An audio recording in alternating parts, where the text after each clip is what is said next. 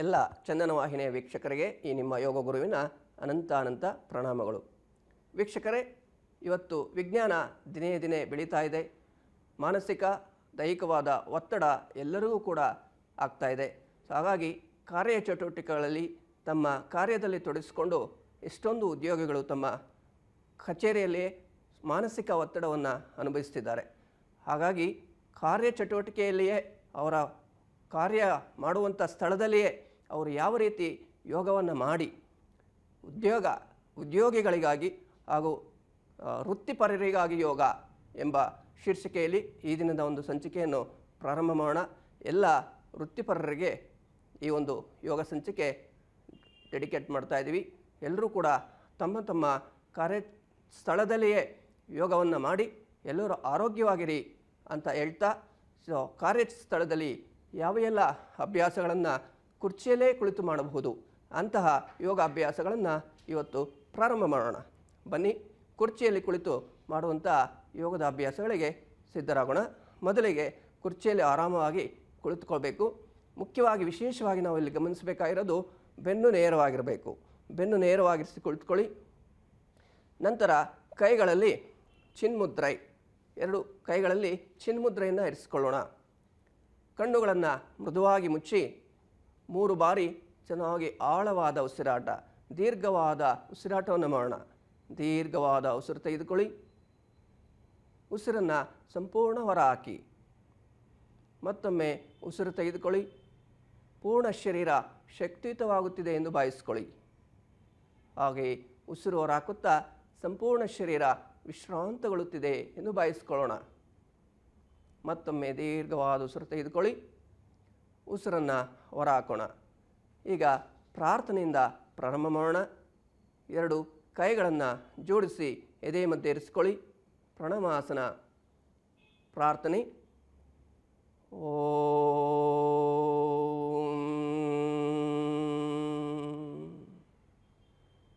ದೀರ್ಘವಾದ ಉಸಿರು ತೆಗೆದುಕೊಂಡು ಓಂಕಾರವನ್ನು ಹೇಳಿ.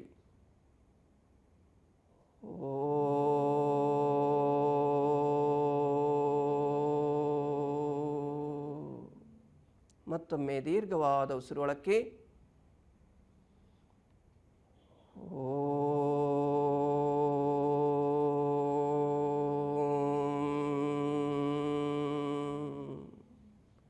ಇನ್ನೊಮ್ಮೆ ದೀರ್ಘವಾದ ಉಸಿರೊಳಕ್ಕೆ.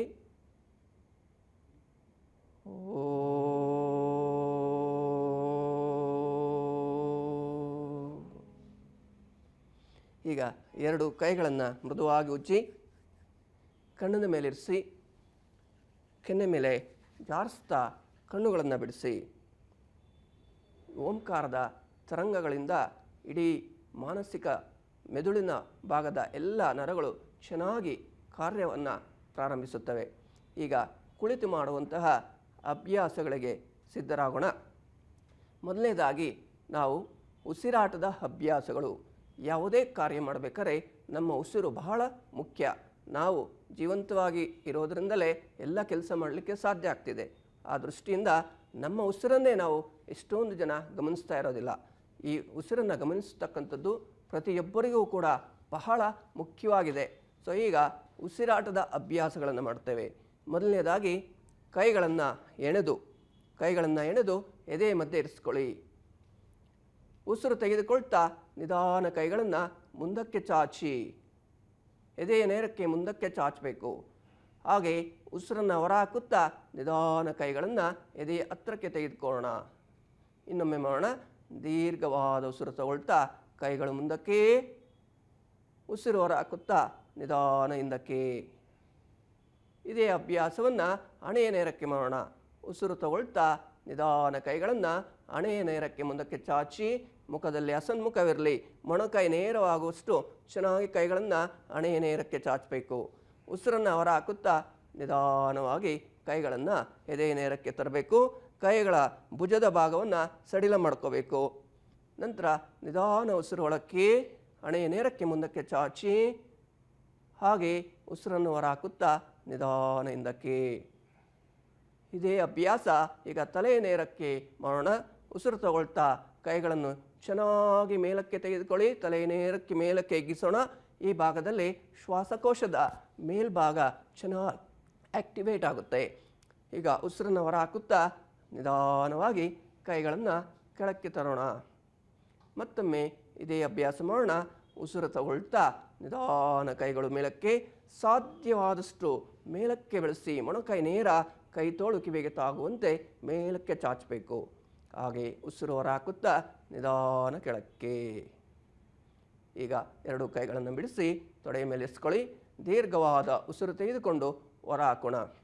ಎರಡನೆಯ ಅಭ್ಯಾಸ, ನಮ್ಮ ದೇಹದ ಕೀಲುಗಳು, ಎಲ್ಲ ಕೀಲುಗಳು ನಾವು ಕುಳಿತು ಕುಳಿತು ಕುಳಿತು ಜಡತ್ವವನ್ನು ಹೊಂದಿರ್ತವೆ.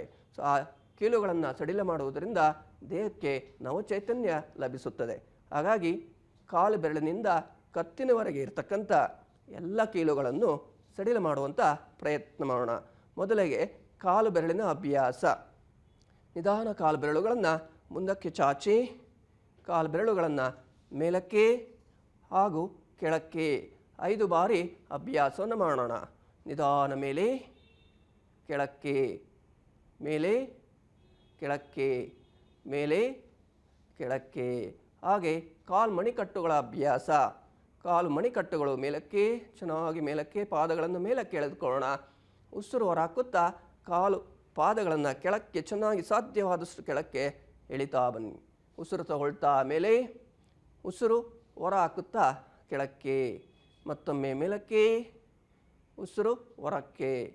ಮೂರನೇದಾಗಿ ಕಾಲಿನ ಮಂಡಿಯ ಅಭ್ಯಾಸ. ಕಾಲುಗಳನ್ನು ನಿಧಾನ ಕೆಳಗಿಳಿಸಿ ಒಂದೊಂದೇ ಕಾಲಿನ ಅಭ್ಯಾಸ ಮಾಡೋಣ. ಯಾಕಂದರೆ ಕುರ್ಚಿಯಲ್ಲಿದ್ದಾಗ ಎರಡೂ ಕಾಲು ಮಾಡಲಿಕ್ಕೆ ಕಷ್ಟ ಆಗ್ಬೋದು. ಹಾಗಾಗಿ ಒಂದೊಂದೇ ಕಾಲು ಮಾಡೋಣ. ನಿಧಾನವಾಗಿ ಬಲಗಾಲನ್ನು ಮುಂದಕ್ಕೆ ಚಾಚಿ, ಚೆನ್ನಾಗಿ ಮೇಲಕ್ಕೆ ಚಾಚಿ, ಸಾಧ್ಯವಾದಷ್ಟು ಮೇಲಕ್ಕೆ ಚಾಚಿದಾಗ ಚೆನ್ನಾಗಿ ನಮ್ಮ ಮೀನಖಂಡದ ಭಾಗ ಚೆನ್ನಾಗಿ ಎಳೆತಕ್ಕೆ ಸಿಗುತ್ತೆ. ಹಾಗೂ ತೊಡೆಯ ಭಾಗದ ಯಾವುದೇ ರೀತಿಯ ಒತ್ತಡವಿದ್ದರೆ ಅದು ಸಡಿಲವಾಗುತ್ತೆ. ಈಗ ಕಾಲು ಕೆಳಕ್ಕೆ, ಹಾಗೆ ಎಡಗಾಲು ಮಾಡೋಣ. ಉಸಿರು ತಗೊಳ್ತಾ ಕಾಲು ಎಡಗಾಲು ಮುಂದಕ್ಕೆ, ಉಸಿರು ಹೊರ ಹಾಕುತ್ತಾ ನಿಧಾನ ಕೆಳಕ್ಕೆ. ಮತ್ತೊಮ್ಮೆ ಮಾಡೋಣ. ಬಲಗಾಲು ಮುಂದಕ್ಕೆ, ಕೆಳಕ್ಕೆ, ಎಡಗಾಲು ಮುಂದಕ್ಕೆ, ಕೆಳಕ್ಕೆ. ಈ ರೀತಿಯಾಗಿ 5 ರಿಂದ 10 ಬಾರಿ ಪ್ರತಿನಿತ್ಯ ಮಾಡಿಕೊಳ್ಳುವುದರಿಂದ ಮಂಡಿ ಭಾಗದ ನೋವಿದ್ದರೆ, ಮಂಡಿಯ ಸಮಸ್ಯೆ ಇದ್ದರೆ ನಿವಾರಣೆ ಆಗುತ್ತೆ. ನಂತರ ಮಾಡ್ತಕ್ಕಂಥ ಅಭ್ಯಾಸ ಕೈಗಳು. ನಿಧಾನ ಕೈಗಳನ್ನು ಮುಂದಕ್ಕೆ ಚಾಚಿ, ಕೈಗಳನ್ನು ಮುಂದಕ್ಕೆ ಚಾಚಿದಾಗ ಕಾಲಿನಲ್ಲಿ ಹೇಗೆ ಕೀಲುಗಳಿದೆಯೋ ಅದೇ ರೀತಿ ಕೈಗಳಲ್ಲೂ ಇದೆ. ಕೈ ಬೆರಳಿನ ಅಭ್ಯಾಸ ಮಾಡೋಣ. ಕೈ ಬೆರಳುಗಳನ್ನು ಚೆನ್ನಾಗಿ ಹಿಗ್ಗಿಸಿ, ಕೈ ಬೆರಳುಗಳನ್ನು ಚೆನ್ನಾಗಿ ಕುಗ್ಗಿಸಿ. ಉಸಿರು ಒಳಕ್ಕೆ ಚೆನ್ನಾಗಿ ಕೈ ಬೆರಳುಗಳನ್ನು ಹಿಗ್ಗಿಸೋಣ. ಉಸಿರು ಹೊರಕ್ಕೆ ಚೆನ್ನಾಗಿ ಕೈ ಬೆರಳುಗಳನ್ನು ಕುಗ್ಗಿಸಿ ಮುಷ್ಟಿಯನ್ನು ಕಟ್ಟಿ. ಈ ರೀತಿಯಾಗಿ 5 ರಿಂದ 10 ಬಾರಿ ಅಭ್ಯಾಸ ಮಾಡಬೇಕು. ನಂತರ ಹಸ್ತಗಳು ಮೇಲಕ್ಕೆ, ಪಾಮ್ಸ್ ಅಪ್. ನಿಧಾನ ಹಸ್ತಗಳು ಮೇಲಕ್ಕೆ, ಹಸ್ತಗಳು ಕೆಳಕ್ಕೆ. ಮತ್ತೊಮ್ಮೆ ಉಸಿರು ತಗೊಳ್ತಾ ಮೇಲೆ, ಉಸಿರು ಹೊರ ಹಾಕುತ್ತಾ ಕೆಳಕ್ಕೆ. ಈಗ ಕೈಗಳನ್ನು ಮುಷ್ಟಿ ಕಟ್ಟಿ, ಕೈಯ ಮಣಿಕಟ್ಟುಗಳನ್ನು ಚಲನೆ ಮಾಡಬೇಕು. ಕೈಯನ್ನು ಮುಷ್ಟಿ ಕಟ್ಟಿ ಪ್ರದಕ್ಷಿಣಾಕಾರವಾಗಿ ಒಳಗಿಂದ ಹೊರಕ್ಕೆ ತಿರುಗಿಸೋಣ. ಏಕಂ 5 ಬಾರಿ, ದ್ವೇ ತ್ರೀಣಿ ಚತ್ವಾರಿ ಪಂಚ. ತುಂಬ ಸಂತೋಷ. ಹಾಗೆ ವಿರುದ್ಧವಾಗಿ ಮಾಡಿ. ಏಕಂ ದ್ವೇ ತ್ರೀಣಿ ಚತ್ವಾರಿ ಪಂಚ. ಈಗ ಮೊಣಕೈಗಳ ಅಭ್ಯಾಸ. ಉಸಿರು ತಗೊಳ್ತಾ ಮೊಣಕೈಗಳನ್ನು ದೇಹದ ಕಡೆ ಮಡಚೋಣ. ಮೊಣಕೈಯನ್ನು ಮಡಚ್ಕೊಳ್ಳಿ. ಹಾಗೆ ಮುಂದಕ್ಕೆ ಚಾಚಿ. ಮತ್ತೊಮ್ಮೆ ಮಾಡೋಣ. ಉಸಿರು ತಗೊಳ್ತಾ ನಿಧಾನ ಮೊಣಕೈಗಳನ್ನು ಮಡಚಿ, ಉಸಿರು ಹೊರ ಹಾಕುತ್ತಾ ಮುಂದಕ್ಕೆ ಚಾಚಿ. ಮತ್ತೊಮ್ಮೆ ಉಸಿರು ತಗೊಳ್ತಾ ಮಡಚಿ, ಉಸಿರು ಹೊರ ಹಾಕುತ್ತಾ ಮುಂದಕ್ಕೆ ಚಾಚಿ. ಕೈಗಳನ್ನು ನಿಧಾನ ಕೆಳಗಿಳಿಸಿ. ಈಗ ವಿಶೇಷವಾಗಿರ್ತಕ್ಕಂಥ ಅಭ್ಯಾಸ ಭುಜದ ಭಾಗ. ಹೆಚ್ಚಿನ ಜನ ಕಾರ್ಯಸ್ಥಳದಲ್ಲಿ ಇವತ್ತಿನ ಜೀವನದಲ್ಲಿ ಭುಜದ ಒತ್ತಡದಿಂದ, ನೋವಿನಿಂದ ಬಳಲುತ್ತಿದ್ದಾರೆ, ಕತ್ತಿನ ಸಮಸ್ಯೆಗಳಿಂದ ಬಳಲ್ತಿದ್ದಾರೆ. ಅದಕ್ಕೆ ಈ ಅಭ್ಯಾಸ ಉತ್ತಮವಾಗಿರುತ್ತೆ. ಭುಜದ ಅಭ್ಯಾಸ. ಉಸಿರು ತಗೊಳ್ತಾ ನಿಧಾನ ಭುಜಗಳನ್ನು ಮೇಲಕ್ಕೆ ತೆಗೆದುಕೊಳ್ಳಿ. ಚೆನ್ನಾಗಿ ಮೇಲಕ್ಕೆ ಎತ್ತುವ ಪ್ರಯತ್ನ ಮಾಡಿ. ಉಸಿರನ್ನು ಹೊರ ಹಾಕುತ್ತಾ ಭುಜಗಳನ್ನು ಕೆಳಕ್ಕೆ ತೆಗೆದುಕೊಳ್ಳುವಂಥ ಪ್ರಯತ್ನ ಮಾಡೋಣ. ಮತ್ತೊಮ್ಮೆ ಮಾಡೋಣ. ಭುಜದ ಭಾಗವನ್ನು ಚೆನ್ನಾಗಿ ಮೇಲಕ್ಕೆ ಸಾಧ್ಯವಾದಷ್ಟು ಕಿವಿಯ ಕಡೆ ತೆಗೆದುಕೊಳ್ಳೋಣ. ಉಸಿರು ಹೊರ ಹಾಕುತ್ತಾ ನಿಧಾನ ಕೆಳಕ್ಕೆ. ಈ ರೀತಿ 10 ಬಾರಿ ಅಭ್ಯಾಸ ಮಾಡಬೇಕು. ನಂತರ ಬರ್ತಕ್ಕಂಥದ್ದು ವಿಶೇಷವಾಗಿರ್ತಕ್ಕಂಥ ಅಭ್ಯಾಸ ಕತ್ತಿನ ಭಾಗ. ನಮ್ಮ ಕತ್ತು ಇರುವುದರಿಂದಲೇ ನಮ್ಮ ಮೆದುಳಿನ ಎಲ್ಲ ಮೆಸೇಜಸ್ ಎಲ್ಲ ಕೂಡ ಸಂವೇದನೆಗಳು ನಮ್ಮ ದೇಹಕ್ಕೆ ಪ್ರಸಾರ ಆಗ್ತಕ್ಕಂಥದ್ದು. ಹಾಗಾಗಿ ಕತ್ತಿನ ಆರೋಗ್ಯ ತುಂಬ ಬಹಳ ಮುಖ್ಯವಾಗಿರುತ್ತೆ. ಈಗ ಕತ್ತಿನ ಅಭ್ಯಾಸ, ಉಸಿರು ತಗೊಳ್ತಾ ನಿಧಾನ ಕತ್ತಿನ ಭಾಗವನ್ನು ಹಿಂದಕ್ಕೆ ಬಾಗಿಸಿ. ನಿಧಾನ ಕತ್ತಿನ ಭಾಗ ಹಿಂದಕ್ಕೆ ಬಾಗಿಸಿದಾಗ ದೃಷ್ಟಿ ನಮ್ಮ ಮೂಗಿನ ತುದಿಯ ಭಾಗದಲ್ಲಿರಬೇಕು. ಮೇಲೇನೂ ನೋಡಬಾರ್ದು, ಕೆಳಗಡೆನೂ ನೋಡಬಾರ್ದು. ಮೂಗಿನ ತುದಿಯ ಭಾಗದಲ್ಲಿ ಇಟ್ಕೊಂಡಾಗ ಎಲ್ಲರಿಗೂ ಅನುಕೂಲವಾಗುತ್ತೆ. ಉಸಿರು ತಗೊಳ್ತಾ ನಿಧಾನವಾಗಿ ಕತ್ತು ಕೆಳಕ್ಕೆ, ನಿಧಾನ ಉಸಿರನ್ನ ಚೆನ್ನಾಗಿ ಹೊರ ಹಾಕಿ ಗಲ್ಲದ ಭಾಗವನ್ನು ಎದೆಗೆ ತಾಗಿಸುವ ಪ್ರಯತ್ನ ಮಾಡೋಣ. ಹಾಗೆ ಕತ್ತನ್ನು ಮುಂದಕ್ಕೆ ಬಾಗಿಸಿ ಗಲ್ಲಕ್ಕೆ ತಾಗಿಸಿ. ಉಸಿರು ತೆಗೆದುಕೊಳ್ತಾ ಮತ್ತೊಮ್ಮೆ ಹಿಂದಕ್ಕೆ ಬಾಗಿಸಿ, ಉಸಿರನ್ನು ಹೊರ ಹಾಕುತ್ತಾ ನಿಧಾನ ಮುಂದಕ್ಕೆ ಬಾಗಿಸಿ.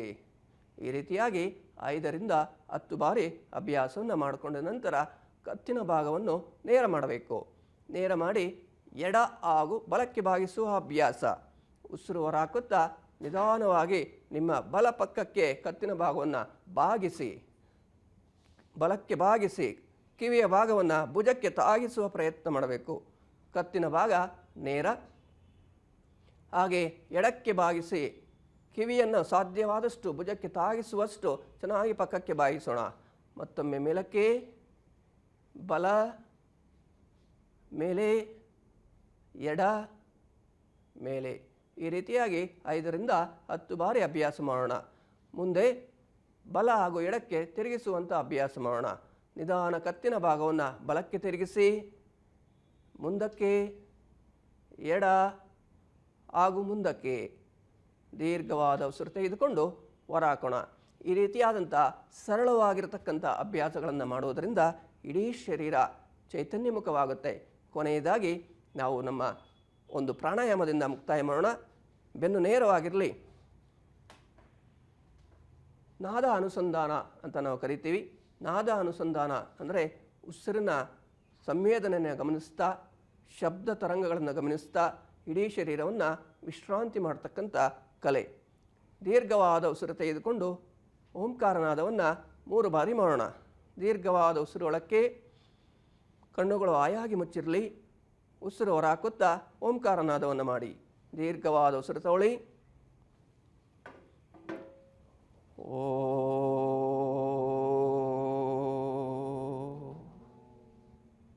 ಮತ್ತೊಮ್ಮೆ ಉಸಿರು ಒಳಗೆ. ಓ.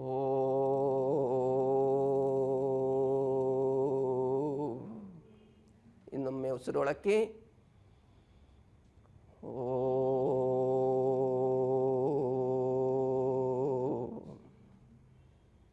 ಓಂಕಾರದ ತರಂಗಗಳನ್ನು ಸಂಪೂರ್ಣ ಶರೀರದಲ್ಲಿ ಗಮನಿಸೋಣ. ನಿಧಾನವಾಗಿ 2 ಕೈಗಳನ್ನು ಮೃದುವಾಗಿ ಉಜ್ಜಿ ಕಣ್ಣಿನ ಮೇಲಿರಿಸಿ ನಂತರ ಕೆನ್ನೆ ಮೇಲೆ ಜಾರಿಸ್ತಾ ಕಣ್ಣುಗಳನ್ನು ಬಿಡಿಸೋಣ. ನೋಡಿದ್ರಲ್ಲ, ಇದುವರೆಗೂ ನಾವು ವೃತ್ತಿಪರರಿಗಾಗಿ ಯೋಗ ಅಭ್ಯಾಸಗಳಲ್ಲಿ ಎಷ್ಟು ಸರಳವಾಗಿ ನಾವು ಎಲ್ಲಿರ್ತೀವೋ ನೋಡಿದ್ರಲ್ಲ, ಇದುವರೆಗೂ ನಾವು ಎಷ್ಟು ಸರಳವಾಗಿ ಇರುವ ಸ್ಥಳದಲ್ಲಿಯೇ ಕುರ್ಚಿಯಲ್ಲಿಯೇ ಯೋಗವನ್ನು ಮಾಡಬಹುದು ಅನ್ನೋದನ್ನು, ಇಂತಹ ಸರಳವಾಗಿರ್ತಕ್ಕಂಥ ಯೋಗದ ಅಭ್ಯಾಸಗಳನ್ನು ಸೂಕ್ತ ಗುರುವಿನ ಸಹಾಯದಿಂದ ಎಲ್ಲರೂ ಕೂಡ ತಾವಿರುವಂಥ ಸ್ಥಳದಲ್ಲಿಯೇ ಅಭ್ಯಾಸವನ್ನು ಮಾಡಿ ಎಲ್ಲರೂ ಆರೋಗ್ಯಯುತವಾಗಿ ಆನಂದಯುತವಾಗಿರಿ ಅಂತ ಹೇಳ್ತಾ ಈ ಒಂದಿನ ಸಂಚಿಕೆಯನ್ನು ಮುಕ್ತಾಯ ಮಾಡೋಣ. ಎಲ್ಲರಿಗೂ ಕೂಡ ವಂದನೆಗಳು. ಶುಭಂ.